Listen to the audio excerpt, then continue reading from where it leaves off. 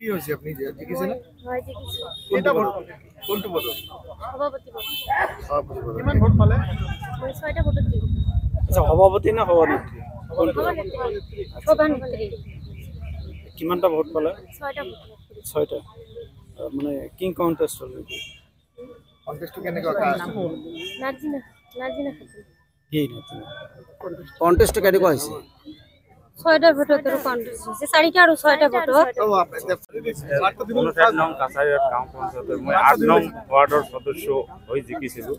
আজি ইয়াতে মই উপসভাপতি হিচাপে উপসভাপতি হিসেবে আপনার নাম কি? মোৰ নাম হৰিকান্ত ৰায়। হৰিকান্ত ৰায়।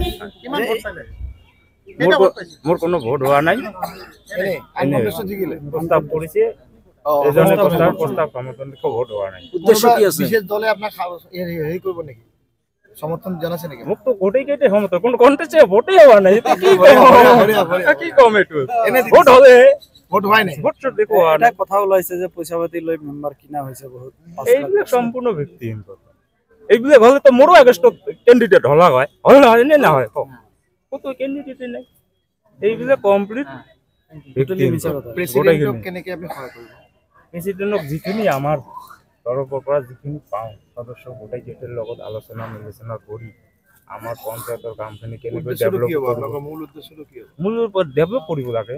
আচাৰ মানে বিগত কেইবছৰ পৰা বহুত বেয়া হৈ আছে, সেইখিনি ডেভেলপ কৰিব লাগে আগৰ যোনজন ভাইচ প্ৰেসিডেন্ট আছিল নিৰ্বাচনৰ সময়ছোৱাত বহুতো বস্তু আৰু ডেভেলপ কৰিব লাগে। দুৰ্নীতিত একাংশ সভাপতিয়ে হওক বা সদস্যই হওক দুৰ্নীতিত লিপ্ত হয়, কি ক'ব এই ক্ষেত্ৰত আপোনাৰ ভূমিকা কি হ'ব?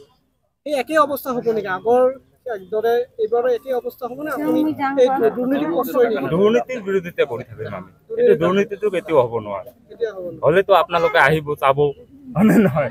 আপোনালোকেতো বেছি দূৰৰ মানুহ নহয়, কিবা দুৰ্নীতি হ'লেতো আপোনালোকে আহিবই, হয়নে নহয়?